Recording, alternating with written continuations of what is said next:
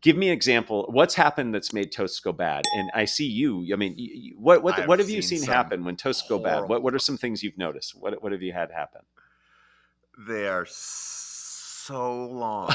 Exactly. No one in the room has any idea what this person's talking about. Right. I mean, I've been to some that are worthy of like something you'd see in like a Hangover Yeah, movie. Just exactly. Yeah. just like Right. so bad. Where people are literally, if at some point we're like, literally not even kidding, 20 minutes into Oh this my thing, goodness. people people are leaving. It was a nice tented, all these people sitting down dining.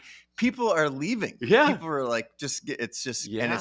it's Or awkward, and they're saying really, not necessarily kind things. right, And right. It becomes it, a roast, not a toast, or it becomes yes. more about the person giving the toast than the person Oh, toast. Right. We've all seen I'm that. thinking So about this right now. It's making me I know I'm anxious seeing. No, just I'm seeing. thinking about it. It's People might horrible. not be able to see, but I mean, clearly you're having a visceral reaction to this. Yeah, it can Oh, be awful. So let me help. First and foremost, okay. avoid any supplementation before you do it. Right. So some people say I'll have a swig of something and it's gonna be no, don't do that. Bad call. I have a structure. Again, I sound like a broken record for those of your listeners who remember what records were, repeating the same thing, but structure can help. And I have a 4-step structure to giving a good toast. And the structure is simple it's the word what, WHAT. Okay, the first part of the toast is why are we here? So when you start the toast, explain why we're here. Now, sometimes you can go into this in detail, sometimes you don't need to. If I'm a product manager and we're at a product team meeting, and everybody knows that. I don't have to say, and we're here at the product team meeting. But you might, for this wedding where you're speaking, you might give some context. You might say, after 5 years, it is so wonderful to finally come together to celebrate the right. So you might give some context there. So that's the why are we here.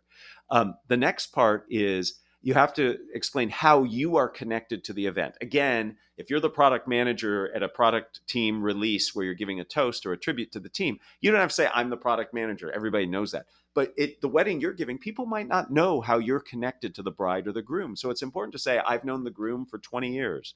So you first accept the context. That's the why are we here? Then how are you connected? Then give one or two short, relevant, easily accessible anecdotes. That's what the A stands for. An anecdote or two. Not too many, but one or two that really represent something meaningful. And then finally, there's some kind of thanks, tribute, or toast at the end. That's what the T stands for. So you might say cheers. You might say, everybody raise a glass and wish this couple success in the future.